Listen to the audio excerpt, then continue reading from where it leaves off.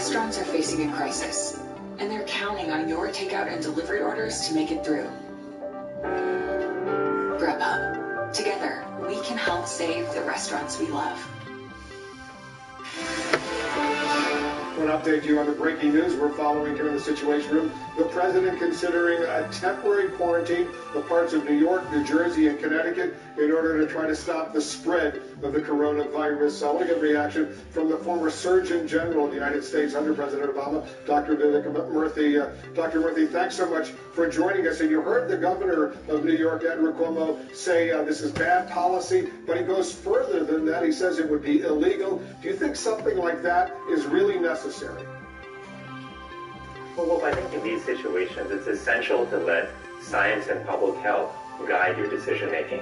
And what we know from scientists and from public health experts is that a quarantine and a travel restriction at this stage does not make sense. It is not supported by evidence.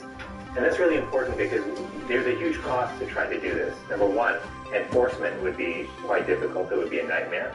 But more importantly, you would strike fear into many people who may try to travel early before the restrictions are put in place, or who may not get tested because they're worried that they may be restricted in some way.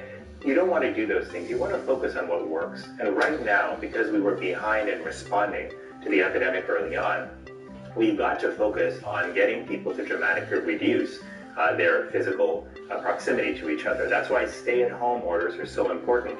And we should be doing that across the country. Finally, if you are interested in doing a travel restriction, there are some limited circumstances where it helps. But it only helps when it's done very early in the process. Right now, the cat is out of the bag. You have thousands of cases in Florida. You have thousands of cases in California and other states where this virus is accelerating dramatically. Putting a restriction in place for New York, New Jersey, and Connecticut would do very little to stop the spread of the epidemic in this country. It's the wrong choice for what we need.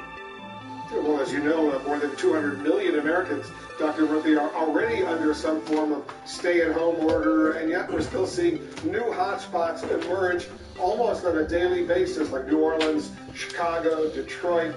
In your opinion, where are we in this crisis right now, and what is the apex? It's a great question. We'll talk about time. A couple of important points to make here. Number one, because we institute a stay-at-home policy